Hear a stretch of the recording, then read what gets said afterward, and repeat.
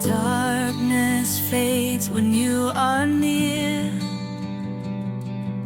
Your light breaks through our deepest fear. You make the broken heart rejoice.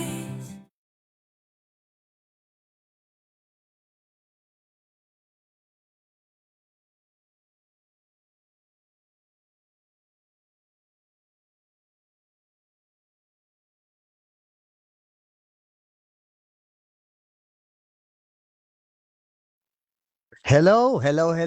Balik tayo sa Russia TV. Napakainit ng laban ni ni Fuentes na kurakot at si Mario na inaaniban din na magkalaban kami niya na alam niya na sinasabihan ko na ang MCGI ay kulto. Okay, pagdating sa mga aral, of course, ang pinapaboran ko ay yung once saved, always saved na itinuturo iyan ni Fuentes. Si Mario ay galing sa OSAS. Okay? Galing yan sa once saved, always saved na doktrina. At nagkaroon kami ng banding niyan. Nagkaroon kami ng heart-to-heart talk kung bakit siya umalis sa OSAS. Kung bakit siya umalis sa pagiging ligtas. Ika nga, di ba? Once saved, always saved ay nakita ko na kaya siya umalis ay dahil sa mga kurakot na tao. So, iyon yung tao sa tao na aral.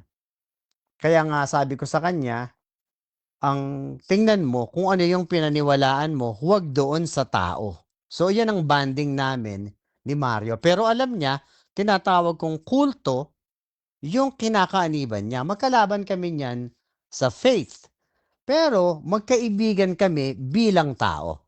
Kaya iyan, kaya kami may banding ni Mario, ni Brother Mario. So pagdating doon sa mga presentation niya, talagang tinulungan ko siya na gibain naman ang pagkatao ni Fuentes. Kasi ang title ng ihahayag ko sa inyo, paano mapapatunayan ang fake na pastors or ang fake na preacher.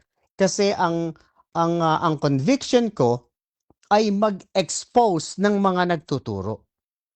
Mag-expose ng mga nanloloko. Okay.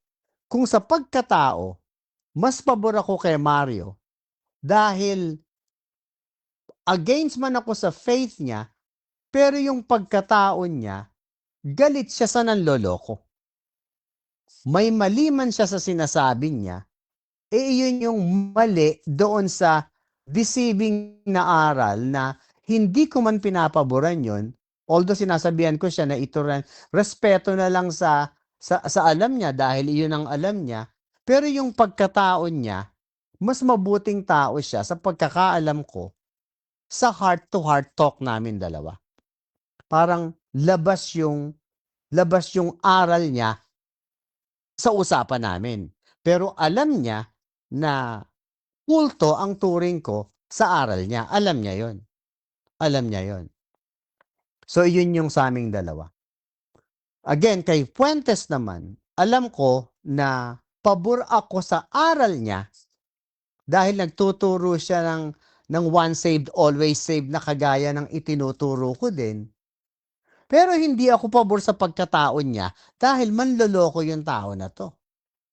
Manloloko. Ano ang gusto nyo? Nadidinig nyo ang gaganda ng sinasabi.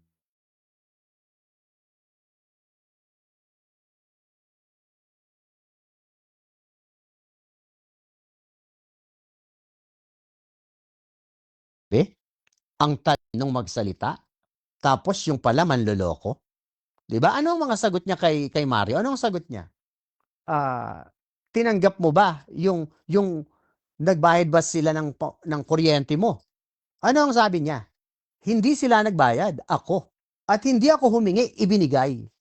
Hindi ba si Raulo? Paano ka magbibigay? Ano, ibibigay ko ng kusa? Oy, sa tingin ko, Fuentes, puwentes na kurakot, sa tingin ko wala kang pambayad ng kuryente, eto babayaran ko, gano'n ba? So, sira ulo nito. Tapos magdidemanda, 'di ba, magdemanda ka, tingnan natin kung anong mangyayari. Magdemanda ka, 'yan ang mga Kristiyanong nagdidemanda dahil siguro gusto pa, akala nila kikita pa sila. Labanan ng faith, labanan ng personal, tapos 'pag natalo magdidemanda, 'di ba? 'Yan ang mga sinasabi ko sa inyo na i-e-expose natin ang pagkatao. Maraming followers 'yan. Kasi ang mga tao, kalimitan na ako rin ay naloko, anong nangyayari diyan, makadinig ka ng maganda, ma-arouse yung utak mo sa kagandahan, akala mo ang galing na.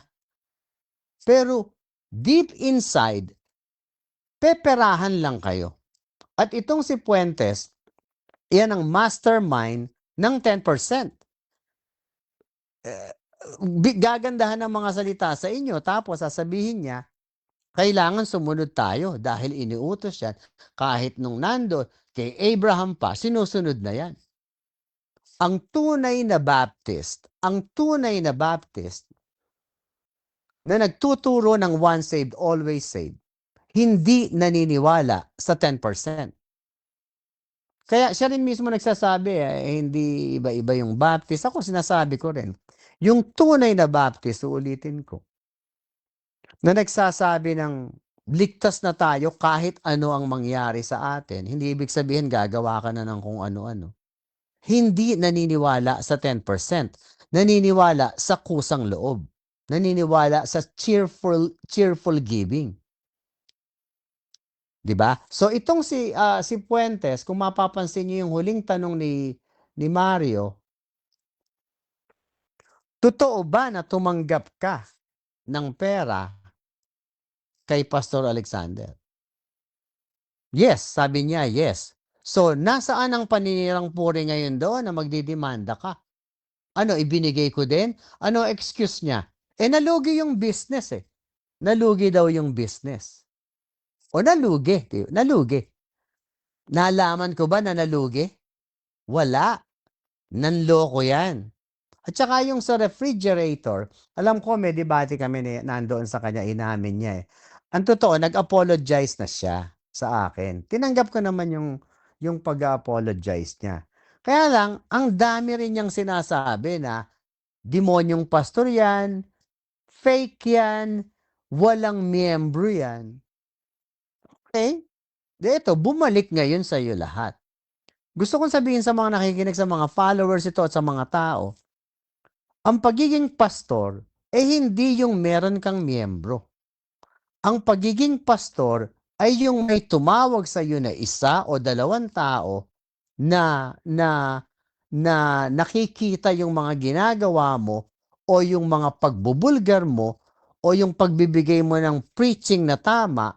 Dalawa, isang tao na tumawag sa iyo ng pastor, ikaw ay pastor sa tao na yon. Sa tao na yon na tumatawag sa yung pastor. Hindi ka kailangan tawagin ang lahat ng pastor, hindi ka kailangan magkaroon ng certificate para sabihin na legit na pastor ka. Pero itong mga hinayupak na to, kailangan meron kang certificate. Kailangan meron kang pinapastulan.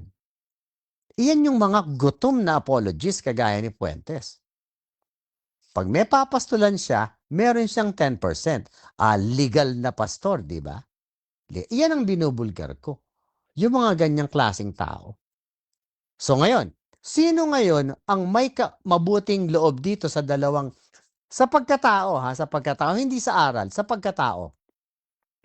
Si Mario na nakausap ko, na sinabi niya sa akin, pinag-aral siya ng Baptist, pinag-aral siya, tapos dumadating na parang may mga obligasyon na sa pera, naawa na siya sa tao, kaya hindi na siya naniniwala na ganito pala yung osas. So, kaya nga sabi ko kay Mario, Brad, baka na-deceive ka ng tao. natakpan yung pagkakilala mo na ligtas ka na dahil sa tao. Nangyayari talaga yun, yung deception. So kaya sabi ko sa kanya, sinasabi ko sa lahat 'to ng tao, sana selyado ka na. Kasi hindi komosilyado ka, alam mo na lahat na tama lahat o hindi ka na magkakamali. Yun yung tunay na preaching ng OSAS na sana na-deceive ka lang. Dahil kung na-deceive ka lang, ligtas ka pa rin. Yun yung sinasabi ko na kahit ano mangyari sa buhay mo, kung ikaw ay naselyuhan ng Espiritu, ligtas ka na. You are entitled, you are capable of making a mistake. Iyan ang preaching ng OSAS na kahit ano mangyari sa'yo, ligtas ka na. At alam ni Mario yan na sinabi ko, I hope na na-deceive ka lang. Dahil kahit dyan sa MCGI, walang kaligtasan dyan dahil ang kaligtasan na ituturo ni Eli, kailangan may patunayan ka sa gawa. Sa gawa, kailangan may patunayan ka. Anong gawa ang patutunayan mo kung mali din? 'Di ba? So, kailangan ang patunayan mong ang maintindihan mo, yung ginawa ni Kristo para sa'yo. Na una mong sinampalatayanan na ligtas ka na sa ginawa ni Kristo. Hindi na patutunayan mo na may gagawin ka pa. So, yun yung pinaliwanag ko kay Mario. Kay Fuentes naman, sa sobrang talino, naloloko na yung tao. Sinabi ko yan, sinabi ko parang ano to, parang ibang klase ang dating nito sa akin. So, binigyan ko ng pagkakataon hanggang sa tumutulong naman talaga ako. Kahit ka pa Katoliko, kahit ka pa Muslim, kahit ka pa ano, pag napusuan ko at nagkataon ng conviction ko ay okay sa kanila, tumutulong talaga ako.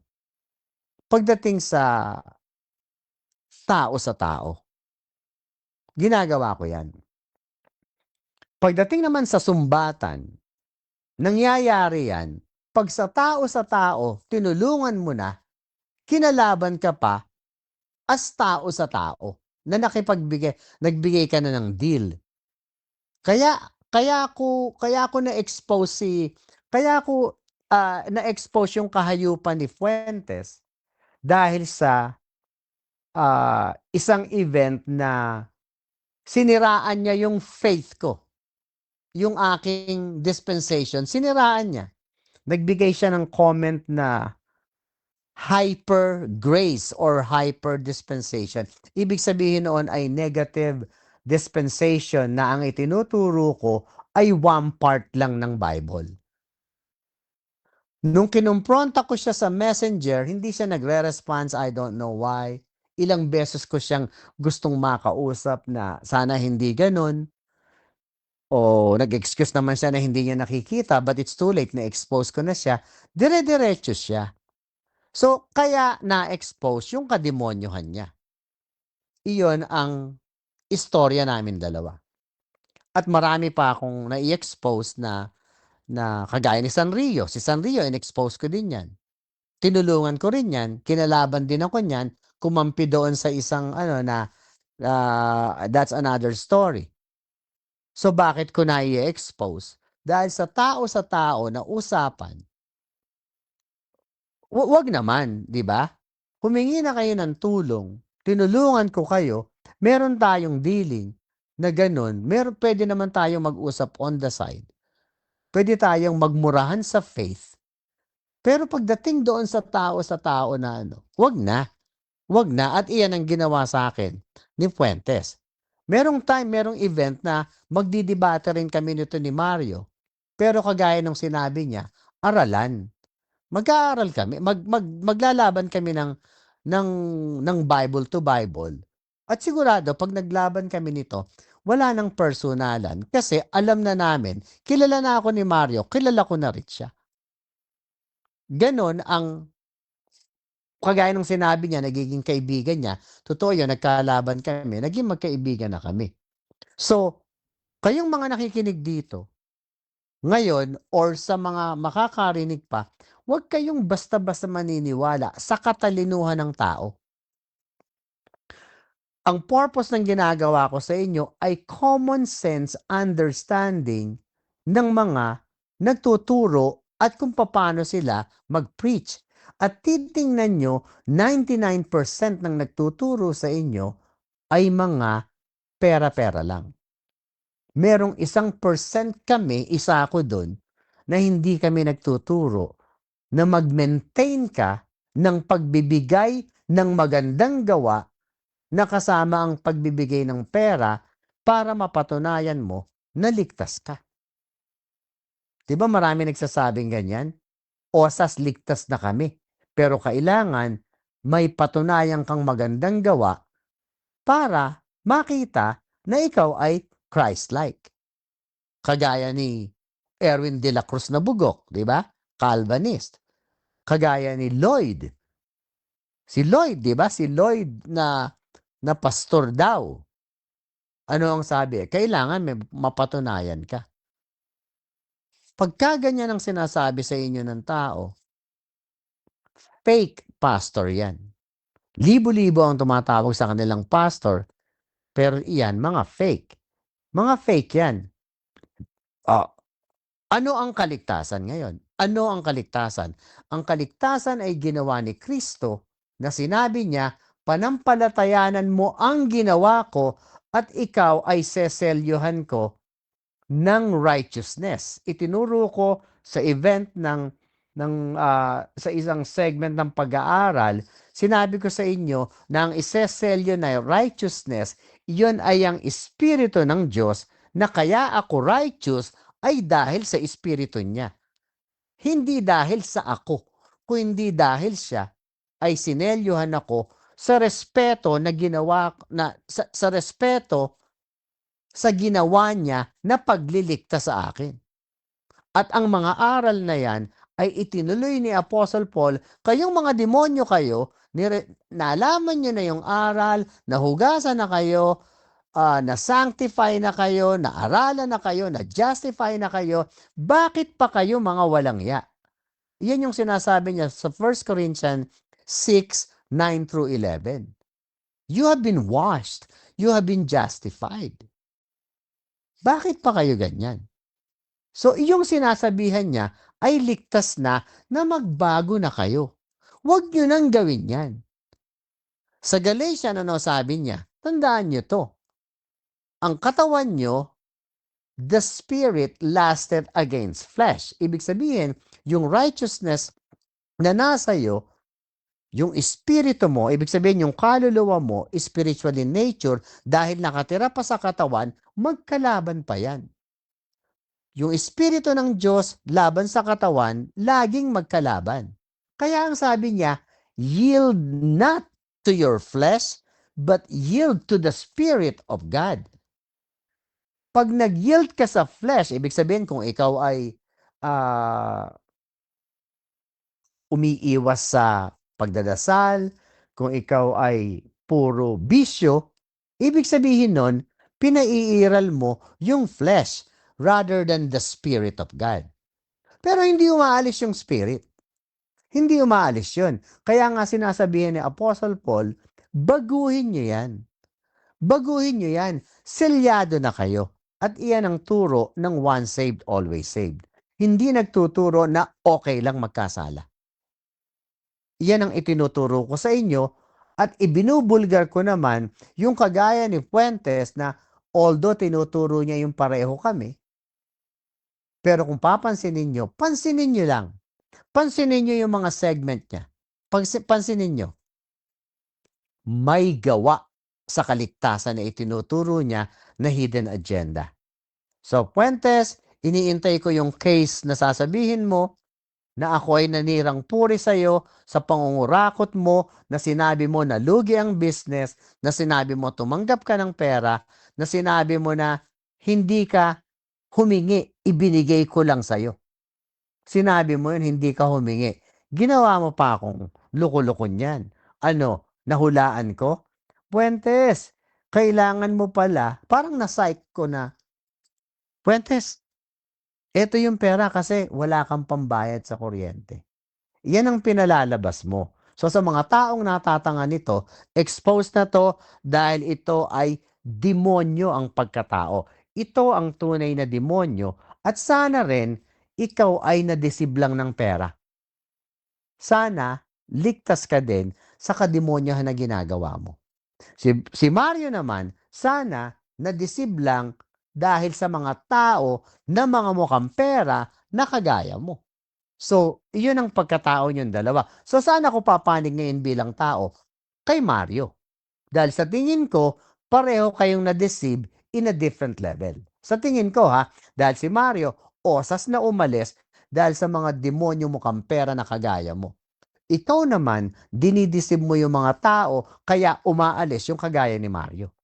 So yan ha, pinalo up ko lang to dahil ganda ng labanan at ang daming viewer, ang daming nag-follow doon, ang daming nag-comment. Again, gusto kong sabihin sa inyo na ang purpose ng ginagawa ko ay hindi yung magbigay ng mga good words sa inyo, hindi yung ihikayat kayo na umanib kayo sa akin, hindi gano'n.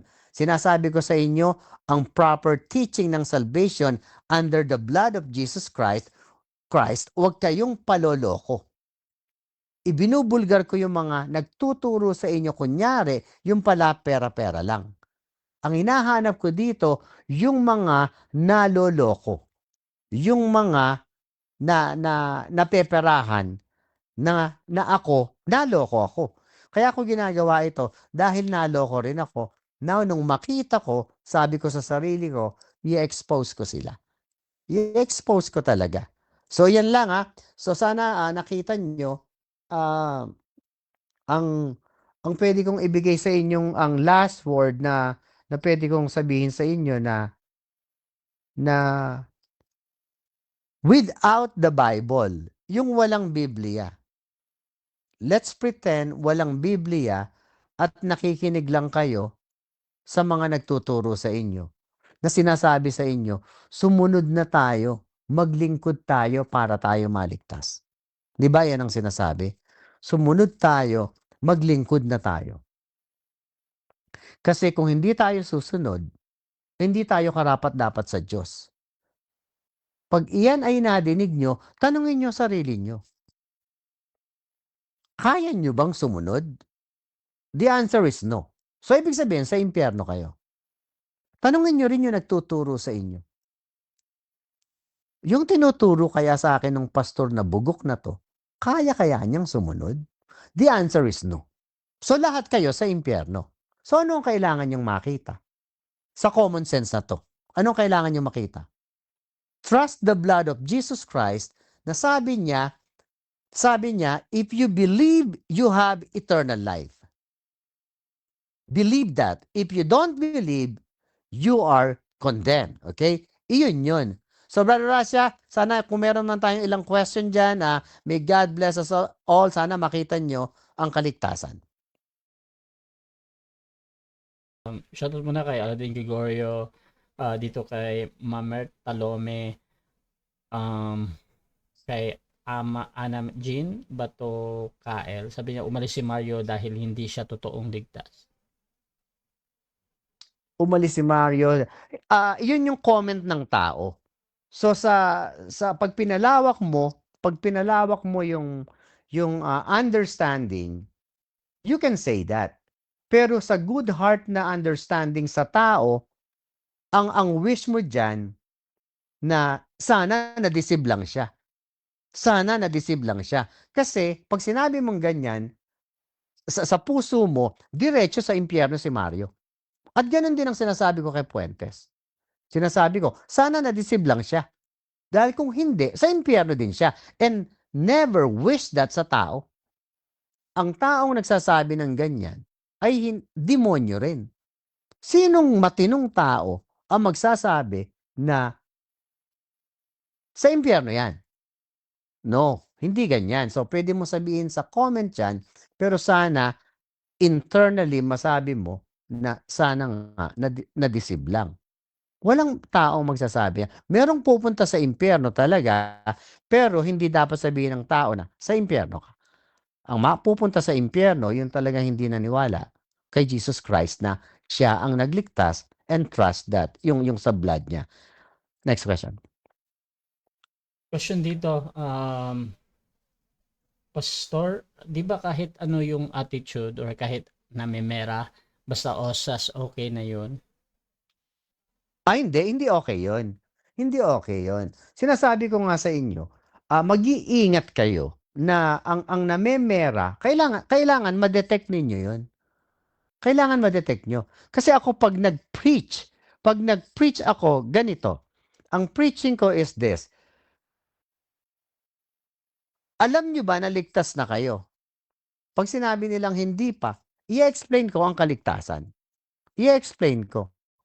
Pag na-explain ko na yung kaligtasan, pag nakita nila yung liwanag ng kaligtasan, ang sinasabi ko, mamuhay na kayo ng maayos.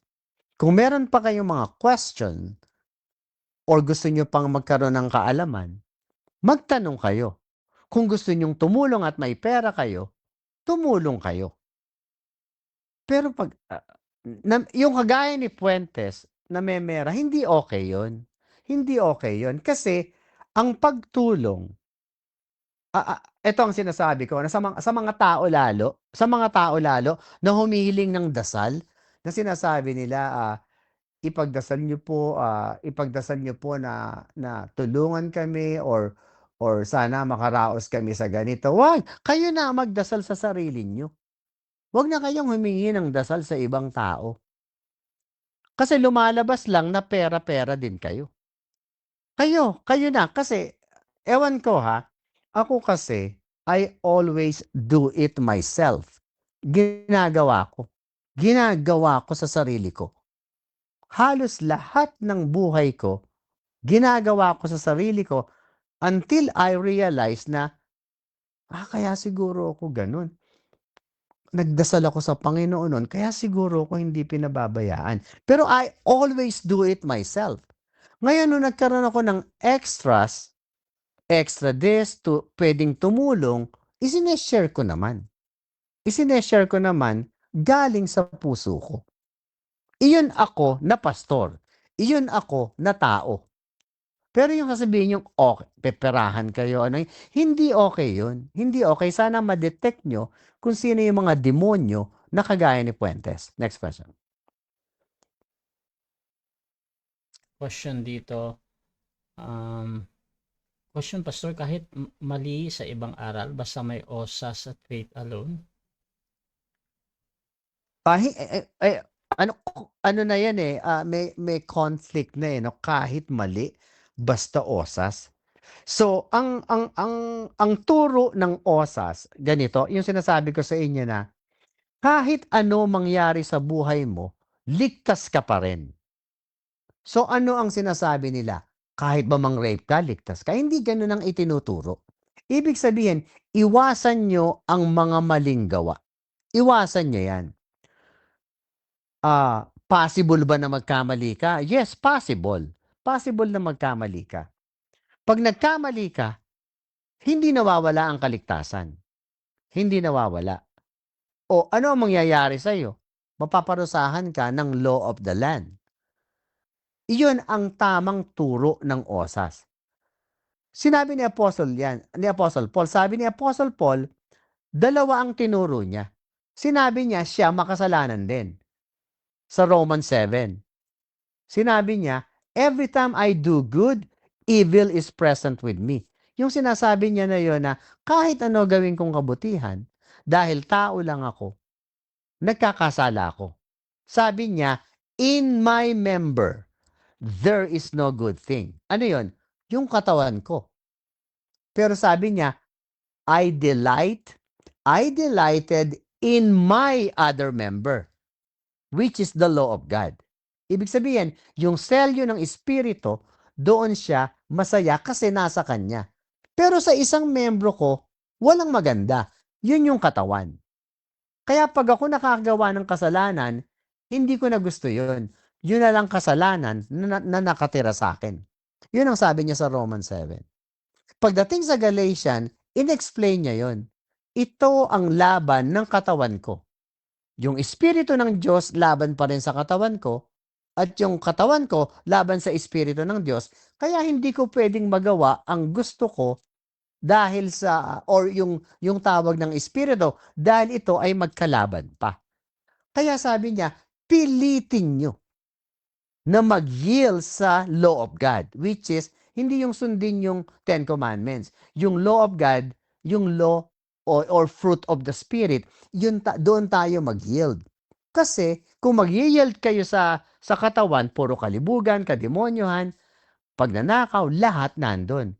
Iwasan nyo yan. Kasi, pag iniwasan nyo yan, meron kayong regalo sa Diyos. Meron kayong regalo sa judgment seat of Christ. Kasi ang huhusgahan sa atin ay hindi na yung huhusgahan ka sa impyerno, kung hindi huhusgahan kung anong service ang ginawa mo sa Panginoon. So iyon ang tamang turo sa ng mga preacher na dapat ibigay sa inyong aral. Yung sinasabi mo na okay lang ang may mali, hindi okay. Yung mali dapat i-correct, okay? Yun ang tamang na tamang sinasabi ng mga nagtuturo sa inyo. Bro?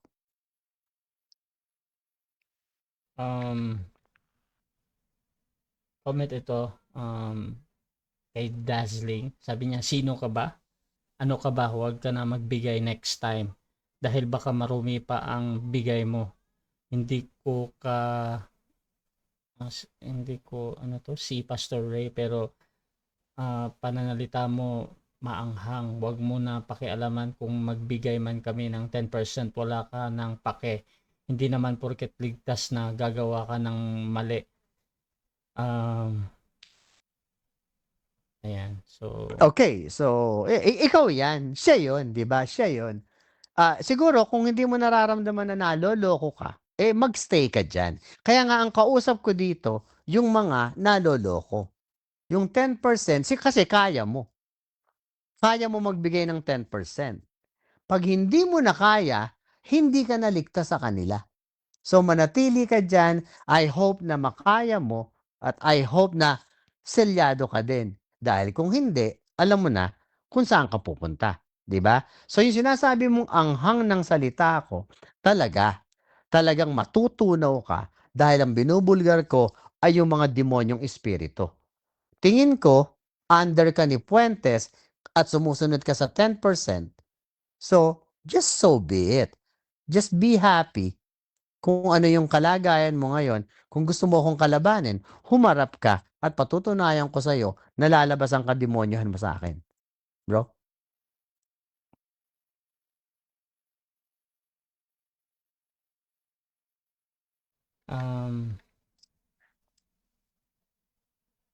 sabi ni Ron, nagtatago kayo sa tunay at totoong pangyayari ng 10% o ikapuo mula sa puso.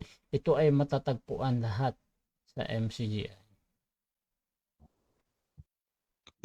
Nagtatago. Parang hindi ko na gets yung ano na. Ano ibig sabihin? Pwedeng bigyan mo ako ng kayo sa tunay at totoong pangyayari ng 10% o ikapuo mula sa puso. Ito ay matatagpuan lahat sa MCGI. So, I think yung ikapo at yung by heart na magbigay nasa MCGI daw lahat yun.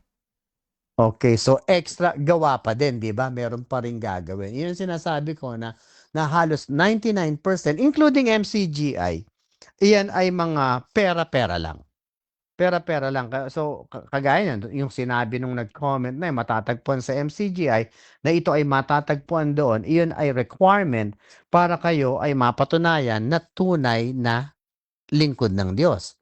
So iyan yung ine-expose ko. Ibang-iba sa sinasabi yan ni Apostle Paul na we are saved by faith, not of works. Yung works na sinabi lang nung nag-comment, that is pagpapatunay, yan ang tinatawag sa Calvinism na perseverance of the saints. Ibig sabihin, kailangan mabago ka, kailangan makita mo to, kailangan maging Christ-like ka para makita sa'yo. Ano yung nakita? Good works, di ba? Para makita. Pero sabi ni Paul, yung kaligtasan mo ay hindi nakikita. yan ay spiritual. Faith is the substance of things hoped, pag-asa, hoped for, not hindi nakikita. Kaya palpak pa rin, okay? Lalo na siya. A few more questions, mga siguro 2 na lang, bro. Okay, sabi ni Ana, walang kinalaman ang pera-pera sa kaligtasan. Magbigay ka o hindi, nasa sayo yun. Ayan ang sinasabi ko, di ba? At iyan din ang sinasabi ni Jesus Christ. Bakit? Bakit? Nagbigay siya ng example. Ano ang sabi niya doon sa isang Hudyo? Sabi niya, nakikita mo ba yung mga lingkod ko na yan? Yung mga Hudyo. Nagbibigay sila ng 10%. Nakapila sila. 10%, 10%, 10%. Pero tingnan mo yung babae, sabi ni Jesus Christ. Ang binigay lang niya ay 2 denari. I think yung 1 denari, yung 1 kusing, isang araw na trabaho nung panahon na yun. Yun lang ang ibinigay, 2 kusing. Ano ang sabi niya? Mas blessed ko yung babae na yun. Mas blessed ko yun. Bakit? Kasi kusang loob niya yun na ibigay ang 100%. Samantalang iyon, sumusunod lang na ipakita sa tao na nakakasunod sila. Di ba? So, hindi kusang loob talaga. Ngayon, babanat naman to, no? Ito ang babanat nito, Brother Rasha, naririnig ko to, sinasabi nila, kaya pala ayaw ng 10%, gusto 100%. Oh yeah, gusto ko 100%. Pero kung titingnan mo, yung amount ay 2 kusing. Di ba? Inton pala Soriano, ang question ni Ana pa din, Pastor Alex, wala na bang chance ang tao na maligtas kapag sinabihan siya ngayon ng tao din na tulad ko na hindi siya ligtas? Hindi ba pwedeng sinabi ko yun para maisip niya na hanapin niya ang tunay na kaligtasan? Lahat ng tao may pag-asang maligtas habang buhay. Kung buhay ka pa, may pag-asa kang maligtas. At ang isang example diyan na ng kaligtasan and I believe this na bago ka malagutan ng hininga, kahit saang pagkakataon, sana makatingin ka sa langit at masabi mo, Lord, tulungan niyo ako sana makapiling ko kayo. Yung direct. Hindi naman kailangan malaman mo pa yung blood, yung time of death. Hindi ka na kailangan i-preach pa na, kailangan tanggapin mo yung gospel of salvation, yung ganon. Hindi, sa pagkakaalam ko sa Panginoon, parang magulang yan responsible lagi kanyang mahal. Sa isang tawag mo lang, tatakbo sa'yo. Tatakbo sa'yo ang Panginoon. Tatakbo sa'yo ang magulang mo. So pagka ikaw ay buhay pa na wala sa yung, let's say, sabihin na natin na paano ba maganda example? O sabihin natin na hindi ka ligtas. Sige, hindi ka ligtas. Pero sa time ng pangangailangan mo or malapit ka ng mamatay, na sabi mo, Diyos ko, tulungan niyo po ako. Yung respeto sa Panginoon na direct, na hindi ka na nagdaan kung kani-kanino, I believe na hindi ganun kasama ang Diyos na, hindi mo tinanggap si Kristo eh. Hindi mo nirespeto yung ganito eh. Hindi ganun ang pagkakakilala ko sa Diyos. Yun yung time of death, yung ganun. Pero yung habang nandito tayo sa ganitong matinong pag-iisip, kailangan be wise. Ano yung sinasabi ko? Ano yung sinasabi ng JIL? Ano yung sinasabi ng MCGI? So, i-compare mo yun. Habang may time ka mag-aral, sabi ng pastor na cute na Alexander, sabi niya, ang kaligtasan daw ay sa ginawa ni Jesus Christ. Ano ba ang ginawa ni Jesus Christ? Died on the cross. Tinagas yung dugo niya. Pag pinaniwalaan ko daw yun, ligtas na ako at iyon ang gospel of salvation na magbibigay sa akin ng righteousness, spirito ng God, at ako ay ligtas na forever Kasi nasa akin ang Panginoon, iko-correct na ako sa lahat ng mga mali ko. Ibig sabihin, magkakamali ako, iko-correct ako, at hindi ako iiwanan. Yun ang sabi ng pastor na cute na ako. Pero ang sabi ni JIL, maglingkod na tayo. Sumunod na tayo. Kailangan makita sa atin ang pagsunod. Eh sa isip mo, hindi mo naman kaya. So anong pagsunod? Kaya maika-question mo si JIL na Eddie Villanueva, nakakasunod kaya si Villanueva? Kaya niya? Hindi na kaya siya nag-iisip ng kalibugan? Hindi na kaya siya nag-iisip ng inggit? Pag nakita mo yung common sense na yon, pareho lang kami nun. So hindi rin niya kaya. Eh dito na ako doon sa sinasabi ng pastor na cute. Ine-expose niya sa sarili ko, hindi ko kaya. So, sino ang pwedeng magligtas sa akin? Yung blood ni Jesus Christ lang. Na sinabi niya, hindi kita iiwanan.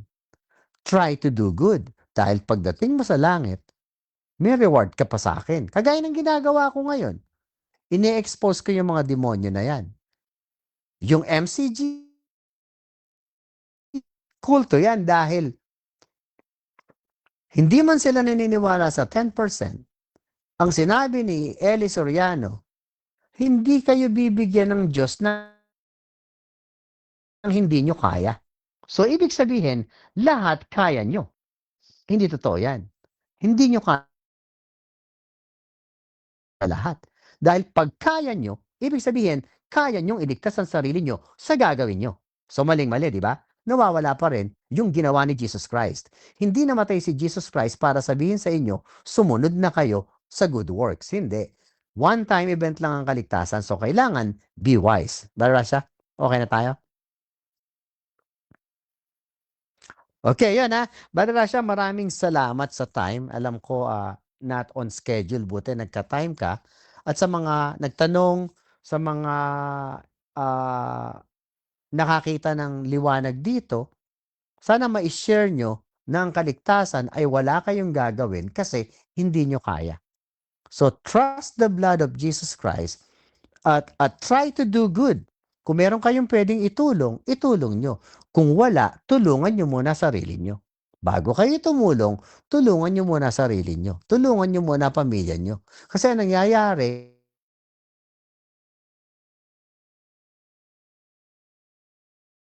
nasa pamilya nyo na, sasabihin pa sa inyo, unahin nyo ang Diyos, di ba? Ibigay nyo yung 10% sa Diyos, unahin nyo, para kayo mabless. Hindi, inuuna nyo yung mga demonyo, nagkakamali kayo dyan.